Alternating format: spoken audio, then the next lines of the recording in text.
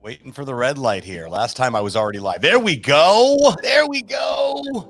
What is up? Today's here, ladies and gentlemen. I told you we were doing. I told you in my best DJ Khaled voice. I told you we were up to something. Yeah. I told you we the best. Yeah, we the best. We That's the right. best LinkedIn. This is not only music that won't get us banned on all platforms that we're live streaming on, but this actually is the background music for the Shay Rowbottom show, which I'm extremely stoked about. Shay Rowbottom, what's up, girl? What is up? Thanks for having me, Sebastian. Thank you for helping me with the launch. Hold on a second. My volumes are all messed up. There we go. Yeah, we're jamming. How do I turn this down? All right. Well, I just turned it off. There we go.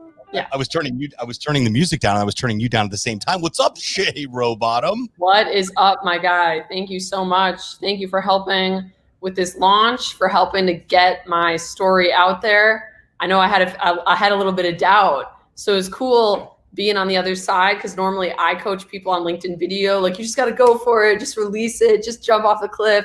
But I've never done a podcast before, so then you became the coach. You became the like, oh, don't be a perfectionist. Let's just go. Let's just launch. And thank you so much, because it's out, and couldn't have done it without you, my guys. So thank you. The Shay Rowbottom show is actually a thing now. It used to be like an idea. In fact, it was't too long ago that you sat not too far from me here in the incredible podcast Launch Lab studio. Right. Exactly. How we connected was just completely wild and could not happen on any other level other than just magical, right? That was pure manifestation on your part, dude. Like, you killed it. Let's back up and help everybody understand what a mild psycho I was trying to get you on the show. So I reached out to you, and it was ignored message after ignored message, because, well, you're a busy girl and you're misdelegation too. So I would always run into your team. Then your team sent me this everlasting gobstopper form to fill out, and like application for you to be on the show. And I was like, I don't know if I want to work that hard. Ego stepped in a little bit. And then with our good friend Dominic, we were talking about launching his show. Shout out to Healerology.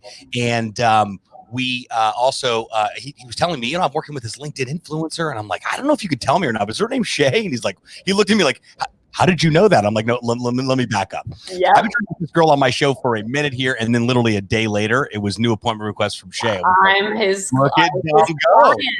I was his client. It was like, you were trying to get in contact with me. And then all of a sudden your neighbor is like, oh, well, one of my clients is a LinkedIn influencer. And like, and you're like, is it Shay? And he's like, yeah. And then like, what are the odds? I think that's really cool.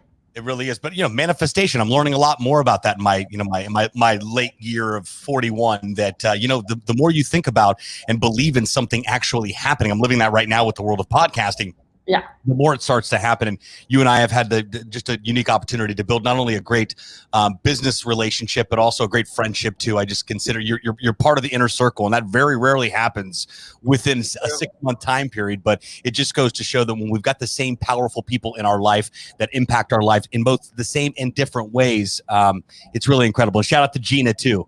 I met Gina, Gina's amazing. At the gym 2 years ago, and then from there I met Dom later on at a gathering we had, and then found out. What's so amazing is when you started showing me your content, it was like so clear that you'd been like stalking me, because your videos were like Shay videos, and you didn't even buy my Bootcamp. You were just like in it, like studying me, reverse engineering it for yourself. And I remember being like, damn, your videos are really good. Like, you were starting with the headline right away. It was no bullshit. Like, I was really impressed. So that was cool to see. Like, I don't always see all of my fans and how I affect them, unless they become clients and we're a little more closely connected. But well, hey, short of my camera just completely hating me today. What's going on? I know, dude. My camera hates me. It said this dude is ugly. I'm about to turn this shit off.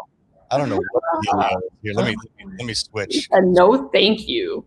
Yeah, really. My goodness. That's okay. It could just be me. No, we're cool. We're gonna. There you go. We got multiple cameras. I like the blue light in the background. I didn't notice that before. I was gonna do yellow because of Shay shines, but that's okay. I did it. Blue is throat chakra, and I'm opening up with my story, so that's like, it's very fitting. Hey, listen, all the relevant information right here at your fingertips, ladies and gentlemen.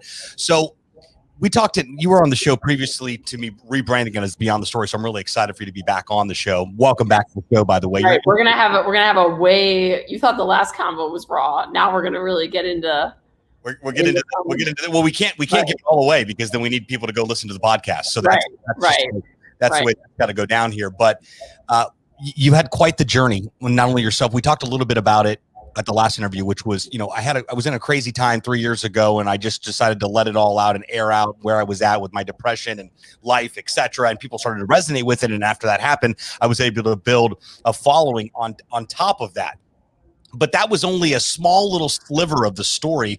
Your story began, like most of ours did, way back when we were children, and yours wasn't as delightful and bright as one child would wish and hope for. Mm-hmm. And I think, that the day that you were in the studio back in January, and we you were on your way out, and I said, hey, you may want to think about starting a podcast. I think you'd really crush it. And you were kind of like, yeah. I mean, you had a lot going on. It was like, yeah, it's in the car. I'll think about it, this, that, and the other.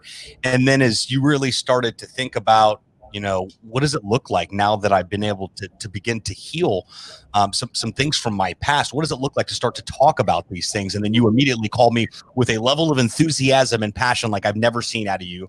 And I've got a story to tell. Well, yeah. So let's chat about that for a minute. Well, that was the thing. I didn't actually think I was going to come forward. I wanted to release a podcast. My followers have been asking me for a long time, like literally like over a year. People have been asking me like, where's your podcast? Where's your podcast? I finally buckled down and said, okay, it's time for me to create a podcast. And I sat down to write it, and it's sucked. And that like hardly ever happens with me. Like I always have creativity flowing through me, always ideas, always feel really good when I'm in like writing mode, creative mode. And something felt so off about the podcast I was creating. I just felt like it was not the most value that I could be providing.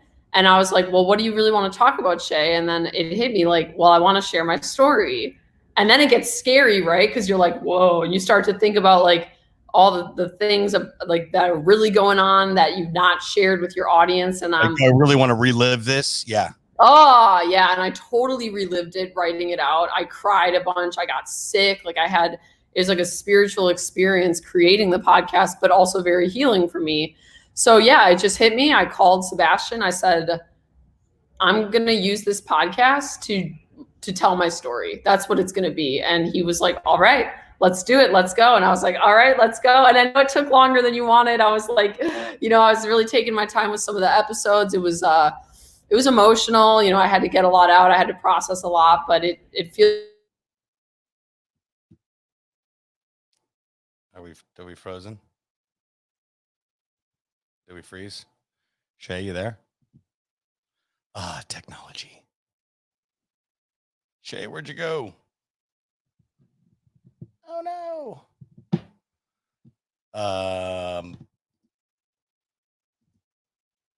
Hello? Whoa, you're frozen. You there? Uh-oh, technical difficulties.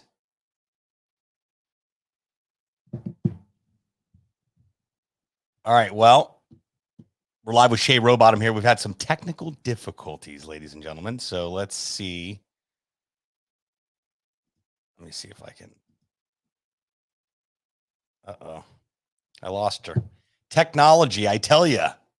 So stay tuned here just a second. She's going to jump right back on. I don't know what happened here. But if anything can go wrong with technology, it will go wrong, especially with Facebook Live, guaranteed. Or any type of live streaming. We're here on StreamYard, live on LinkedIn and on YouTube. Well, and then the broadcast just went just a little awkward because the guest left.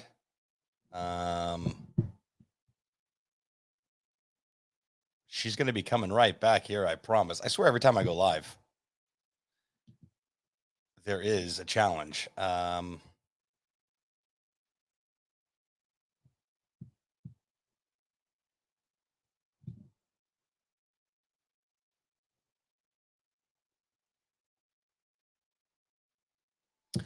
Well, this has been fun.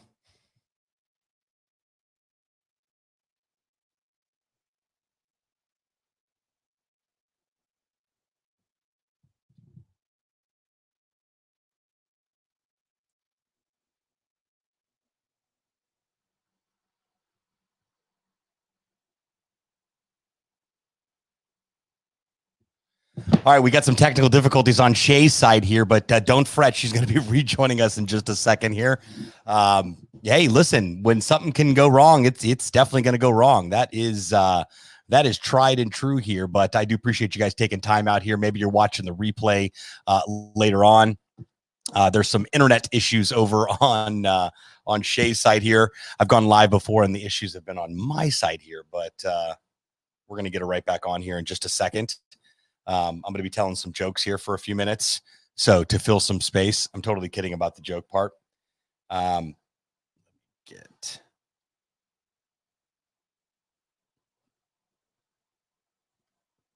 right.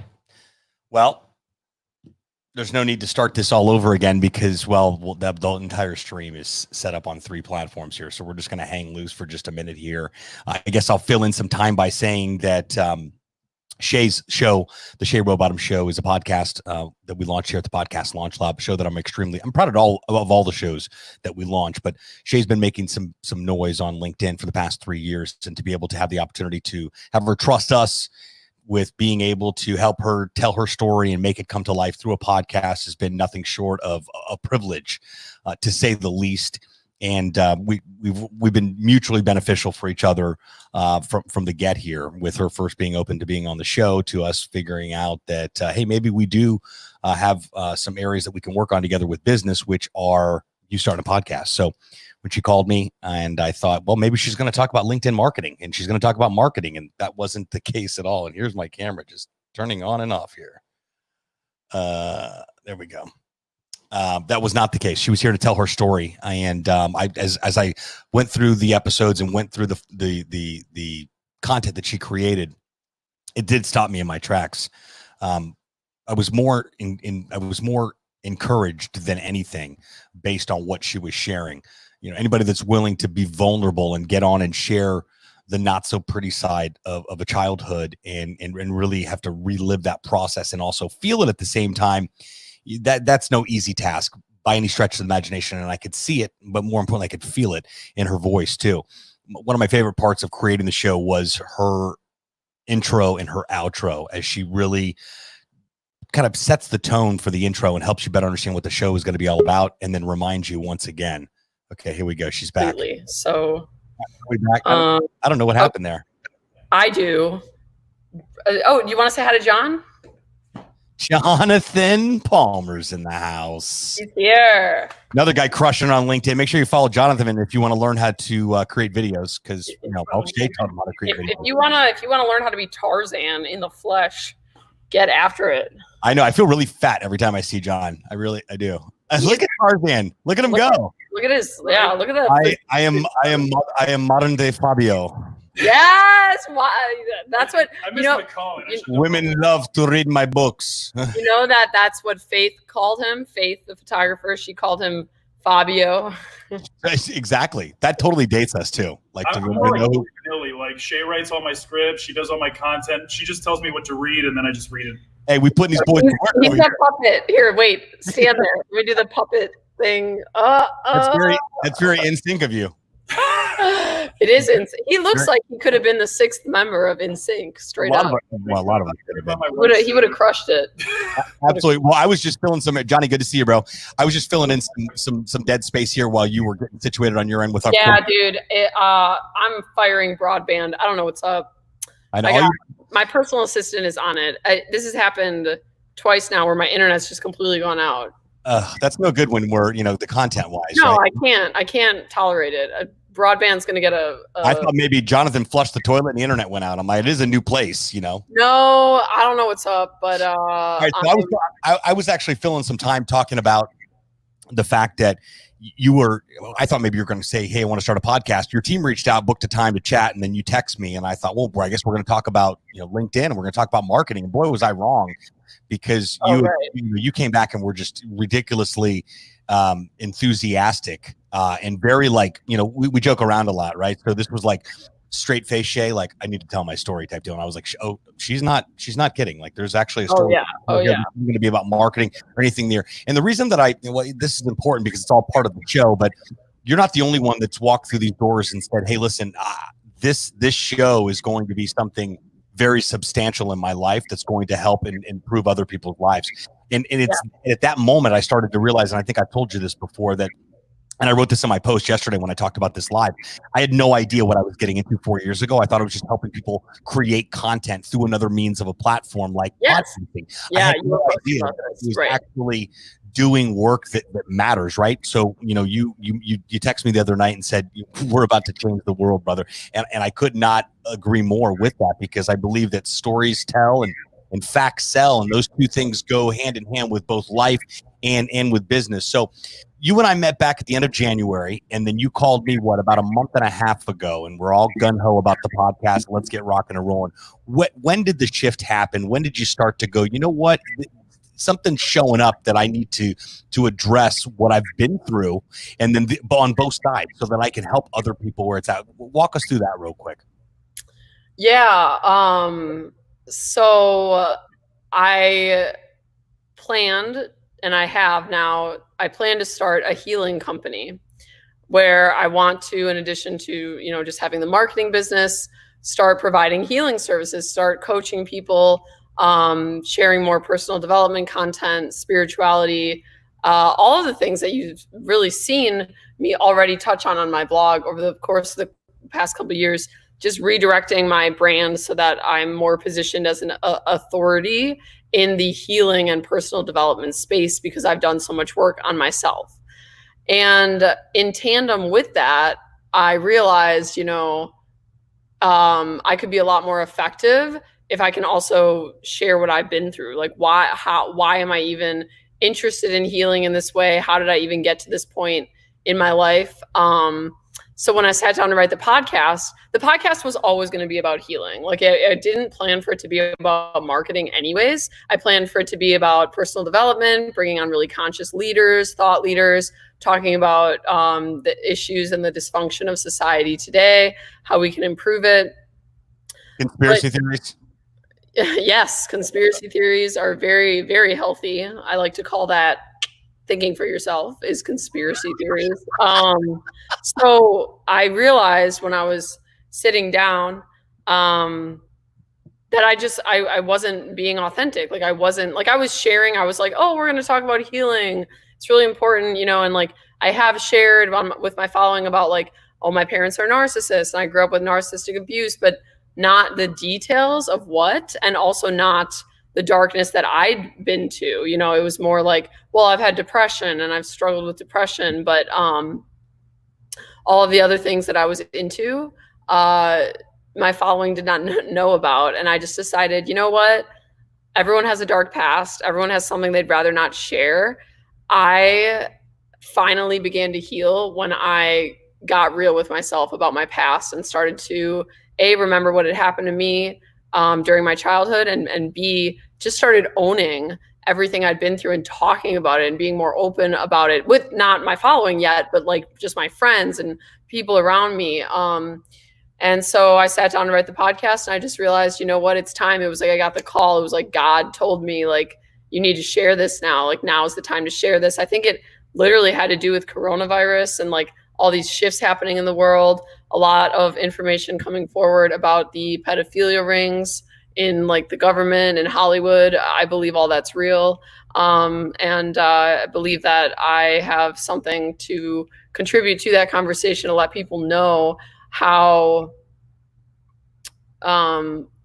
wounding this treatment of children really is, and how deep the scars can go, and start to change the conversation around parenting and start to really understand, why are we feeding off of children? Why are we such a wounded society that in mass people are gaining? And I go more into like this and what it means. If you don't understand this lingo, just check out the show and follow me. But people are essentially using children as a narcissistic supply. Because people are so wounded. Most adults, they never were taught how to regulate their own emotions. They don't even really know who they are because they come from a childhood of abuse. They go out into the world and are just unconscious, just repeating the programming that they were taught. And what happens is people cannot create their own energy. People cannot create their own self-love. People cannot create, they're not able to soothe themselves. So they need other people to reflect back to them, to feed off of other people. And that's what you hear when, you talk to your girlfriends, like, oh, I had to lose that guy. He was sucking my energy. He was an energy vampire, this and that. Like, that is narcissism. That is people who are so wounded, they have to go outside of themselves to get a supply, to feed themselves, to give them energy. And I believe that this is happening in mass with children. Children are the purest form of love and light and energy. Children come into this world, they're not hateful, they're not racist, they're not, depressed. Like, children are the purest form. So if you have an adult that hasn't owned their own shit and hasn't dealt with themselves and their own triggers, they don't understand their own insecurities, they are going to be very prone, whether conscious or unconscious, whether overt or covert. Like, is it overt abuse, like hitting the kid, or is it psychological abuse, like a look or a shaming that you do to the kid? But basically, they derive from this child an energy source, because they themselves are not whole and complete, because they never learned how to be. So this is a lot of what I've studied, and people now will know why, because of my own childhood and what I went through with my parents, really understanding on a deep level the abuse that goes on in our world toward children. We need to redirect the way that we treat children, all of us. If we really, really focus, get conscious, and have one generation of hyper-educated parents who own their stuff, stop repeating this cycle of narcissistic, shame-based parenting, and we raise one generation of children who are taught that it is safe to be them, that it is safe to be trusting of their own gut, that it is that love is unconditional, that they don't need to perform, do, achieve for their parents to give them love.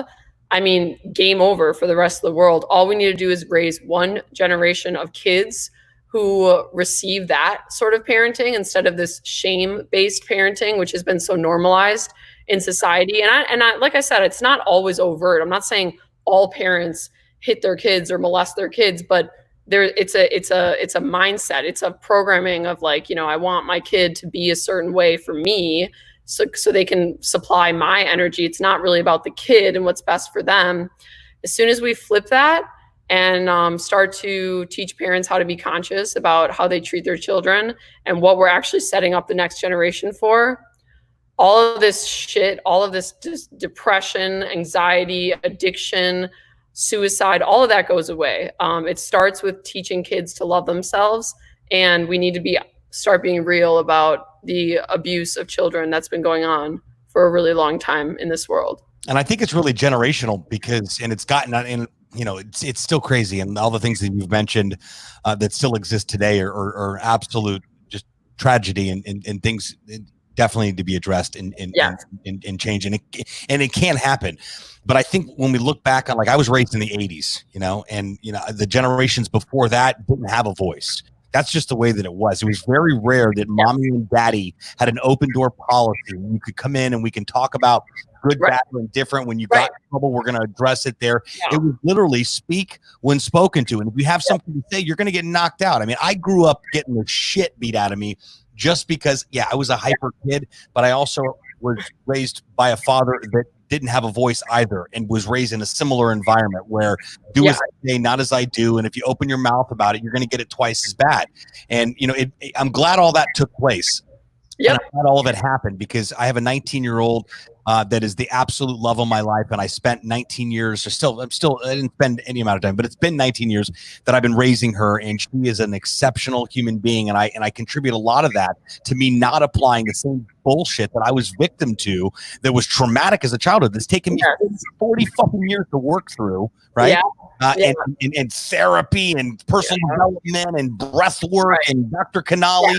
Yeah. Dr. Canali, yes. Shout out to Dr. Right. But and that's really the thing is It's just a repetition compulsion. These parents, they don't know any better. It's how they were raised. Right. And it takes a lot of putting down your ego and your righteousness to say, I'm not going to repeat that pattern anymore. You know, the energy that I always received from my mom was like, well, I always lived for my mom, so it's your turn now. You know, now you get to live for me. And I broke that cycle. I was going to say, or break the cycle, right? Yeah, I was like, no, like this is wrong. I'm gonna, you know, but it's this entitlement that they feel because it's the way they were raised. They feel like, well, I was a servant, I was a slave to my parents. Your turn now. So it takes a really it takes being the bigger person to end that cycle, to say, you know what, I had a shit childhood, but that doesn't give me the right to just continue this. I'm going to suck it up, do the healing, do the breath work, do all the things that my parents didn't do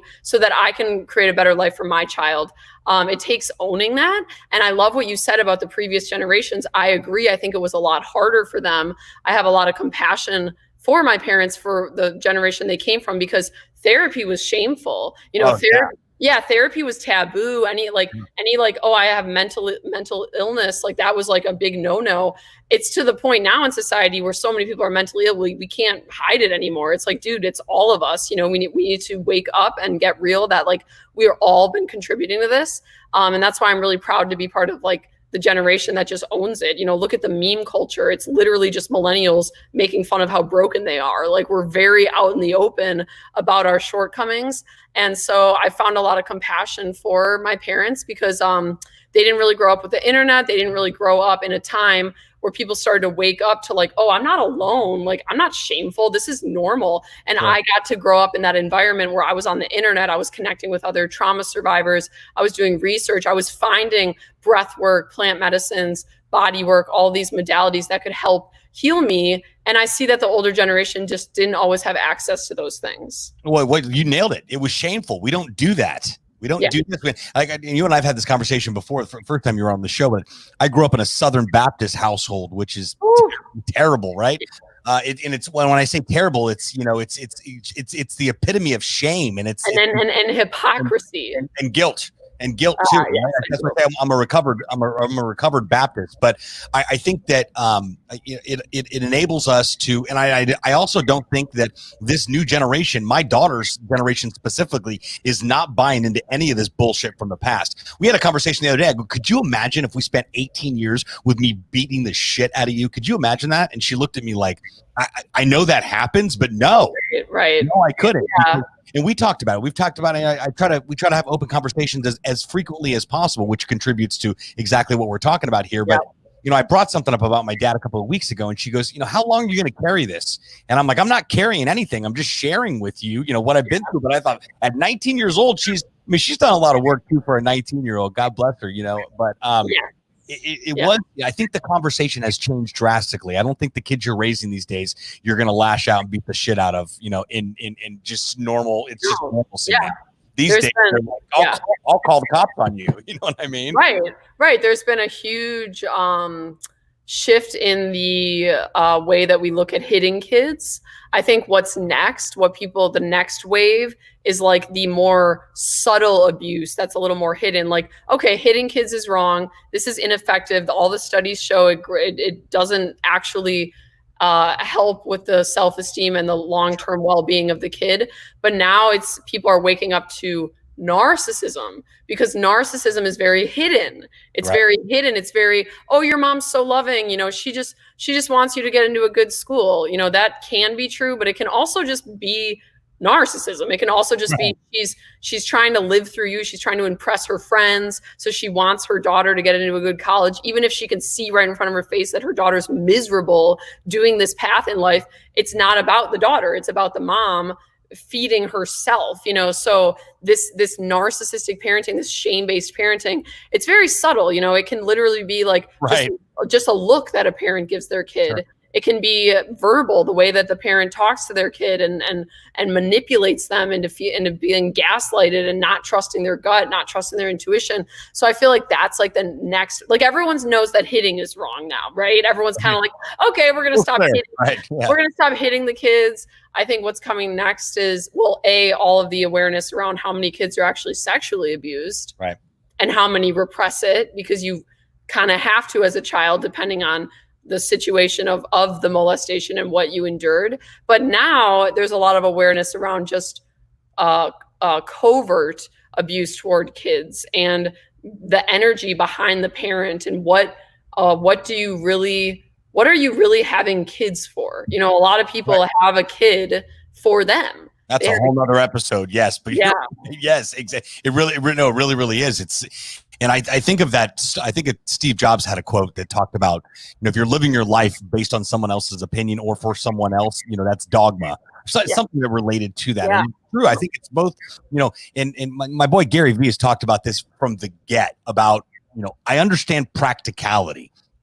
Graduate from high school, go to college because it's what your parents want you to do.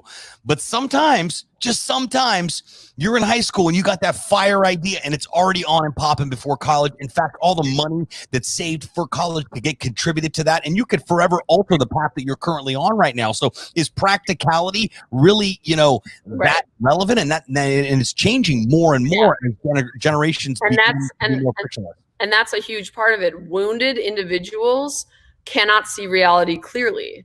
The more you heal, the more you become self-centered, aware, the more that you do the work on yourself, that you don't have triggers, you're not reactive, you're operating from a place of love, you can see reality for what it is. You can see reality clearly. So that's why when you see this whole reactive culture that we have, where people are like, this cancel culture, like unfriend me, block me if this is you. And that's just a trauma response. That's literally just a bunch of wounded people who can't see reality clearly. So they're very reactive. They're not living objectively. They're not living practically, like you just said, being practical about, okay, what actually is in the best interest of my kid? How can I remove my own bias and look at things objectively? It takes a healed parent to even be able to operate from that place. And most people are simply wounded. They've never learned how to deal with their own issues, regulate their own emotions. So they operate from this reactive, fear-based place. And it's all like a trauma response instead of for the highest good of this kid. Right. So I had to make the tough decision to love my dad from a distance, a couple years ago. Yeah, me too. And I did that just because it just felt healthy. I've tried several times to heal the relationship and been unsuccessful many times. And I went through the same thing. Yeah. Like door slammed in your face, just unsuccessful. And you've got to realize, and the only way I was able to work through that, and another thing that's coming with becoming more aware in these generations and individuals that are beginning to think differently like we do, is that sometimes when we choose to love someone, whether it's a parent, a close friend, a relative, whatever it might be, when we choose to do that, we're actually extending compassion to them. Because I could not imagine being the individual that my father is, with zero accountability, no ownership, and no responsibility whatsoever at all for emotions, for the past, for anything except a consistent blame game. I would hate to be like that. It's my hope and prayer that one day the light flips off and the light switch flips off and he goes, what have I been doing? But if you wait around for that day, you're going to set yourself up for more and more disappointment. Yeah. So people, some people, that would be taboo. What do you mean? Disassociate yourself from your inner family? Yeah. Absolutely, because they're also human beings too. The same ones that can cause trauma inside or outside of your family are the ones that could be closest to you. And there's it is. It's always the family. I mean, I had someone share with me recently. They said, if there was no family, there'd be no abuse. And I mean, it's true. These are the people that we have a blind spot for, that we have a biological connection to. So we'll shut off our own gut response of like, hey, I think I'm being abused by this person because like, oh, but it's my mom. Oh, but it's my sister. Oh, we make these excuses. Sure. It's not true at all. I went through the same thing you did, where this was with my mom specifically. I went back and forth for years, back and forth. Well, maybe it'll be different this time. Oh, maybe she really will support me this time. Maybe this won't end up with a manipulative, it's all about serving her. At a certain point, you just got to pull the plug. And I think it was the best thing I ever did for myself, and the best thing I ever did for her. I don't expect her to heal. I have no expectations about my parents ever coming around. I can hope for the best, but I live in reality. Yeah. But the truth is, by me not cutting her out and continuing to condone her behavior and put myself in the line of fire in a place that's not conducive for my well-being over and over again, I'm actually not doing her any favors either. You know, the one of my friends said to me once, back when I was still grappling with a relationship, like, oh, I feel like I should be close to her, though it's my mom. They said the best thing that you can ever do for her to wake up and see the truth and start facing herself is to cut her out. Right. You know, like, is to cut her off. You know, maybe it's not a guarantee, but maybe, just maybe, now that I've set that boundary, it'll cause her to go within and really think about, what did I do to create a mother-daughter relationship that has manifested this now in Shay's adult life. So I think that's a perspective that a lot of people don't always see. But for me, for my personal healing, I needed to cut out my family, no doubt. So I just want to give you props with your dad and everything, because I know how hard it is. And it was the victim thing with me too. Both of my parents, the victim thing. I was a victim. I couldn't take responsibility for anything. I was constantly blaming others, constantly looking for things in my external world to validate that I was a victim. Sure. And then as soon as I started to get conscious of it, I was like, wait a minute, I'm becoming my parents. I'm repeating the pattern, you know, and it comes from a very real place, because these people, like I said, they were all victims as children. We don't raise children properly. So people grow up feeling righteous, feeling like, oh, you know, they have this like revenge energy for the world. They don't even know why a lot of times, because something happened in their childhood. They were young. They probably forgot. Maybe they repressed it, where it's like gone completely from the psyche. But the reality is that's in your body. That trauma stays with you. And if it's not addressed and dealt with, you will, as an adult, go into the world continuing to feel like a victim, continuing to hang on to this need to prove to everyone that I was so victimized, until you really resolve what it is. So that's why I think my parents and many other parents out there have that energy of the blame game, never taking accountability, is because they actually were abused. Something did happen to them that they never got reparations for. They never got saved. And so they grow up unconsciously. They might not even know what it is, but they feel like a victim, and now they radiate that energy. Right. And some people, I honestly believe that some people are beyond repair too. I believe that they are. No, I don't believe that. I think no one is beyond repair. It's just that we've created a society. Maybe it appears that way. It appears as. Yeah, no, I mean, like, be realistic about the likelihood of someone repairing. I do think the more narcissistic someone is, the harder it becomes for them to heal. But the reality is, anyone is capable of healing. Anyone. I mean, a serial killer can come back from that. I believe that. It's the culture we've created, this punishment culture, this justice, you know, this like revenge culture of like, oh, these people are animals, throw them in a cage. Prison doesn't really rehabilitate anyone. It usually makes them a smarter criminal. We don't really have a lot of resources to condone healing and to push healing. You know, we don't teach kids at a young age in school how to do breath work, how to regulate their emotions.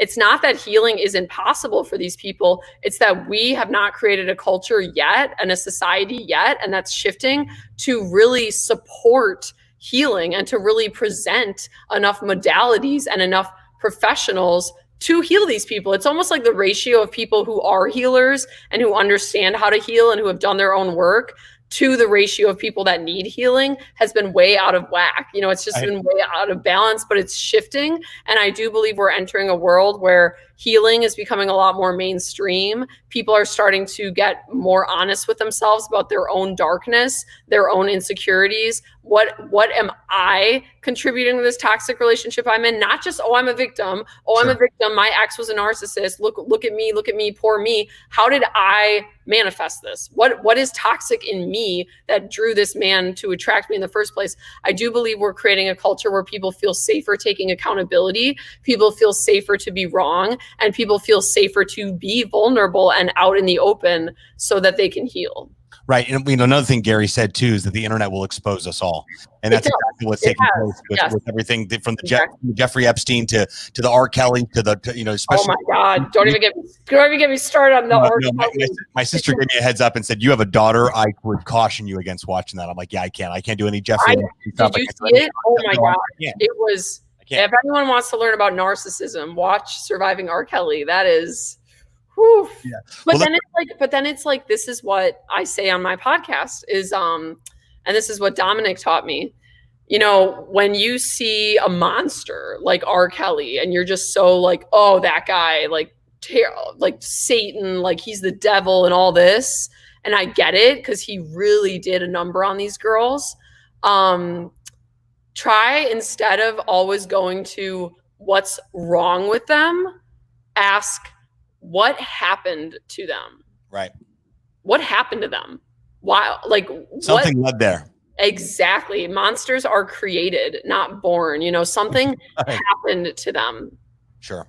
Yeah. So, again, that's where compassion comes in, where it's very difficult to be able to go and do. But, you know, for those of you that may be listening or watching, whatever the case may be, and you've got a troubled relationship with somebody close to you, it is okay to heal that relationship by removing yourself from it in a very healthy space, which means you're not posting about it on Facebook. You're not making any extreme, being a finalist with things and deleting and blocking and telling people about it.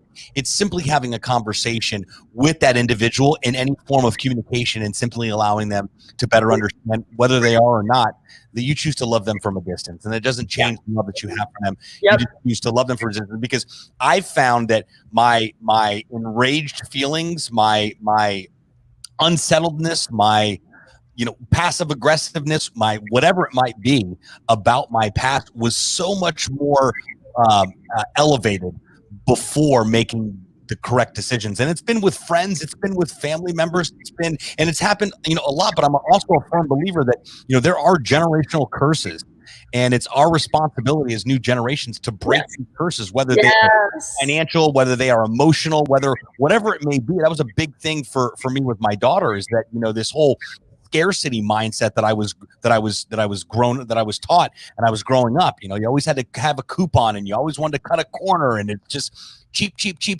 And I had both ends of the spectrum. My dad always wanted to cut the corner, and my mom said, let's go to Disney World.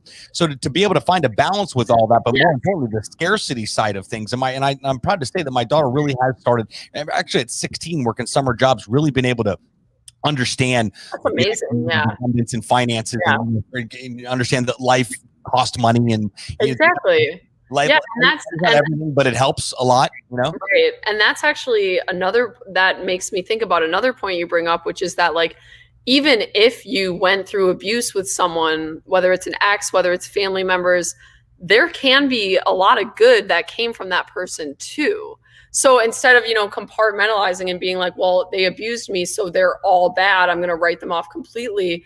And this is like some gratitude training stuff right here, is like, how can you find the blessing in it? How can you find the good in it? Because I know from my upbringing, even though I did have a really rough childhood and my parents were very abusive, when you talk about the money thing, what you just said, cheap, I never had to deal with that. I never grew up with parents who said, oh, we can't afford that.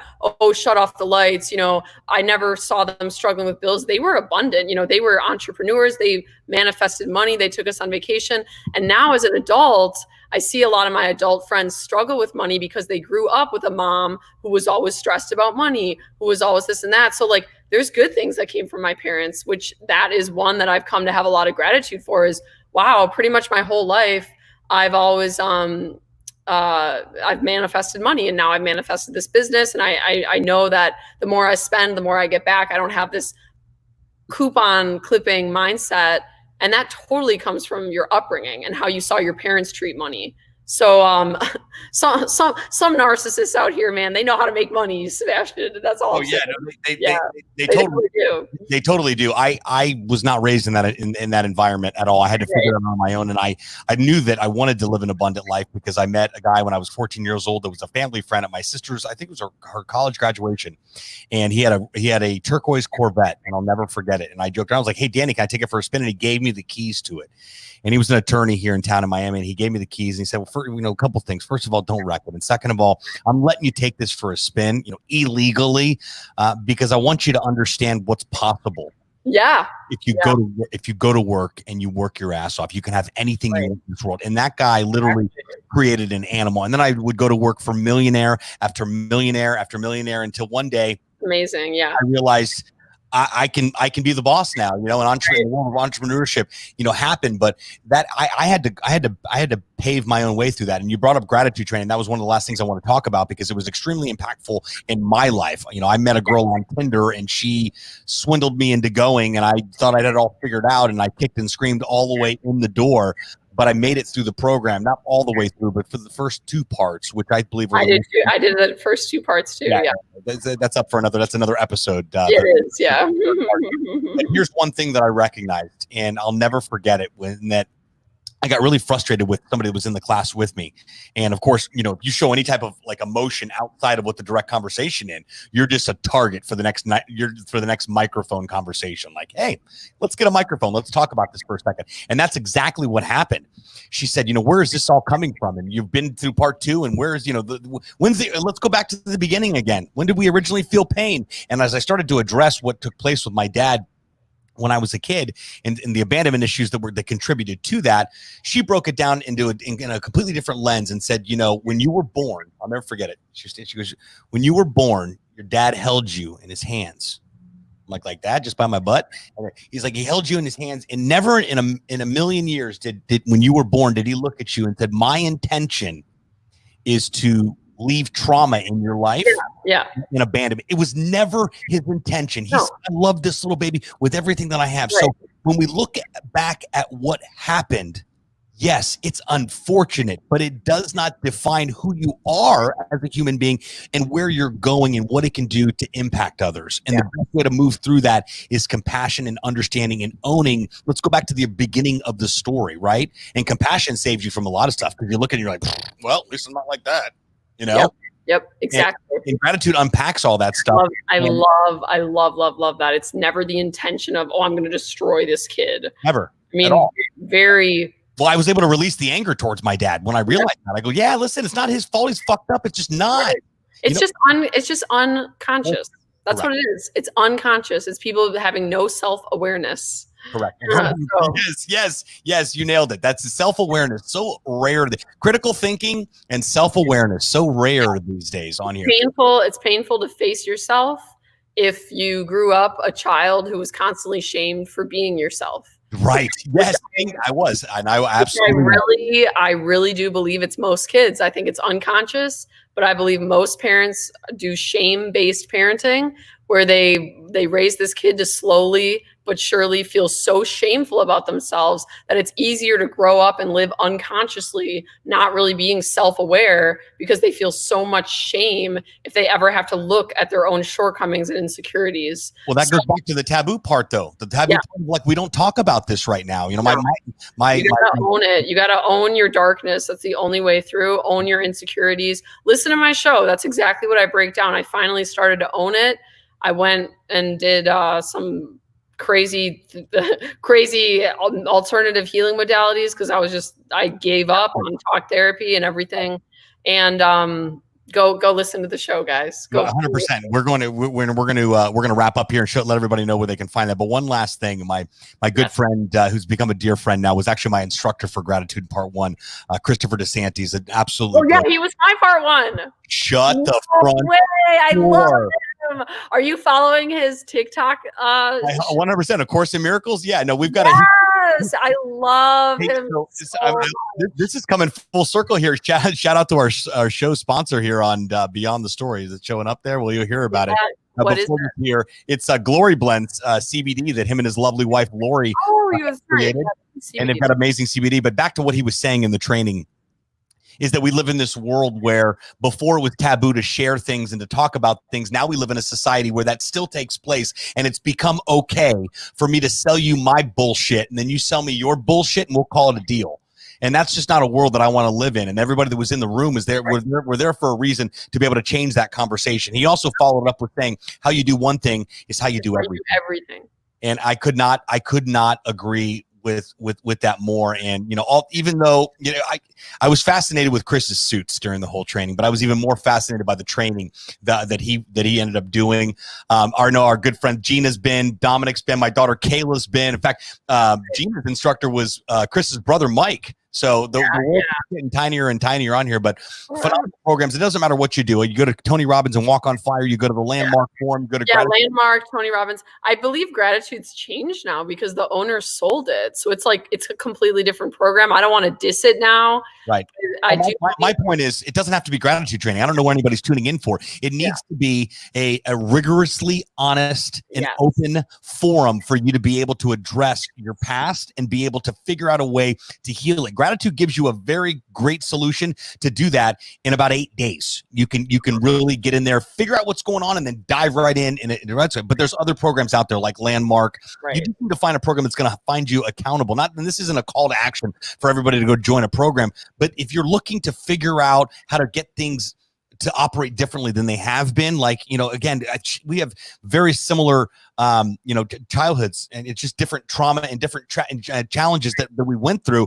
But the common denominator is that we're here today, but I believe by the grace of God, we're here today to be able to be used in a vessel to be able to talk about it and say, hey, listen, here's what happened. It was unfortunate. So what? It happened. Here's where we're at today. And maybe somebody else is in a completely different space when they're listening to this. And if you're being shut down by what you're hearing right now, that is a great indication that it's time to start digging in and take a look inward. But it's messy. And it's scary to look inside. It's so scary. But whatever's on the other side is so worth it. All right, I know you got to run. We had some technical difficulties. You went way over. This is great. Yeah, absolutely. So those of you, the goal of this conversation was really to unpack what the podcast is going to be all about and to share that I've never seen anything like it in my life. Shay literally sat down and scripted out 8 episodes, and I never encourage anyone to record just themselves on a podcast unless they have something very, very, very interesting to talk about that's extreme value. And Shay, I'm telling you right now, you nailed that. I mean, forget about a home run. This is the ball's in the parking lot right now. Grand slam of the first game of a doubleheader. You absolutely crushed it with this. I tell you, and I text you all the time when I'm going through and listening and sending stuff to my editing team. The intro of the show, I caught tail ends of it. I found myself, in tears at times, overjoyed at times. I get goosebumps, and I'm like, what in the world? Just another reminder, we're doing work that happened. So thank you, Shay, for trusting me, for being a friend, and you're like family now in just a short amount of time. So it's just so awesome to see what's happening. The name of the show for you guys listening to this episode, the Shay Rowbottom Show. We're keeping it real simple around here. She's got a really cool name and it's catchy, so we decided to run with that. The Shay Rowbottom Show, available wherever you consume podcasts. Now, for 99.9% of you, that's going to be on iTunes and also Spotify. For those of you that might be Android users and iHeartRadio, and I like to use Stitcher, listen, all the platforms are available for your listening enjoyment, but we're going to focus on just Apple Podcasts, because everybody, if that has an iPhone, whether you like it or not, you've got the podcast app. So you pull up the Shay Rowbottom Show and hit subscribe. Is going to be the first thing you're going to do. Subscribe, give it 5 stars, and write a review, and I will enter you in the raffle to win a free coaching call with me and a feature on my LinkedIn profile. That's a dynamite package right there. And also, Shay, aside from the show here, she's starting her healing company. You can go to shayrowbottom.com and hear more about Shay's Heal Tribe. shayrowbottom.com/Heal Tribe. Heal Tribe. But there's also a link to when you get to the homepage on there. But go subscribe to the show right now. And I'm going to tell you right now, if you start playing one episode, I sent it to my sister this morning. I'm like, insider information. We haven't shared it. There it is. We haven't shared it yet. I'm like, just kidding. It's public. And she goes, oh, I've got to file this away for this weekend. There's no way I can get into this on a Tuesday. I go, oh, no. You better be ready. And I described the show as heavy, but extremely impactful and healing as well. And that's really what everybody wants. People want the truth. And that's what the Shay Rowbottom Show does. Available wherever you consume podcasts. This video replay is probably going to be on YouTube. It most definitely is, because we're live on YouTube over on the Podcast Launch Lab channel. You're also going to see bits and pieces on Shay's side in the future here, being able to break. She loves to break down content, and like, Shay is that a word? Shayism? I don't know. Making a Shayism on here, but yeah, maybe. She understands. And a quick side note, because I'd be negligent to not mention it, Shay is in fact a LinkedIn marketing genius, and she has an incredible program. marketing. That's not changing. So Right.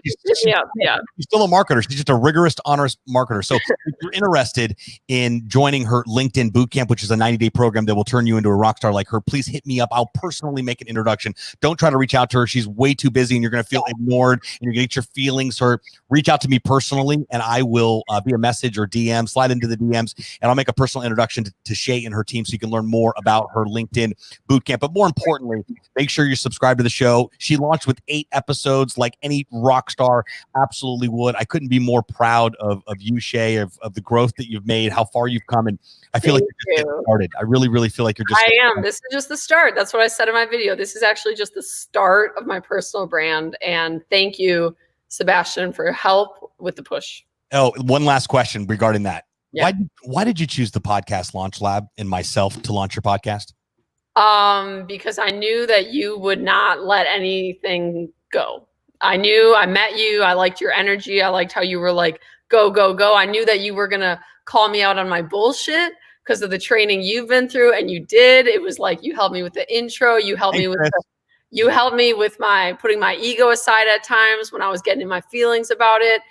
You just kept it super real, man. And you know a lot more than me about podcasting. So it was super helpful having someone educated like you in the process. Well, it's been really special so far. I've got a couple new students because of you. You don't even know who they are. They just follow you and think the world of you, which I just think is amazing. So we're going to have to make sure you can. I love them. I most definitely will. I think Mike Madonna's on here, one of our newest students as well, the workforce renegade. So you guys will be all meeting in due time. I'm sure Mike wants to know more about your program. So you're definitely going to be him. Oh, amazing. Yes. Send him my way. Send him my way, my love. All right. I'm going to check out the show, subscribe, share it with your friends. Absolutely. And see you guys. Keep going. Thank you. Bye. Bye, guys.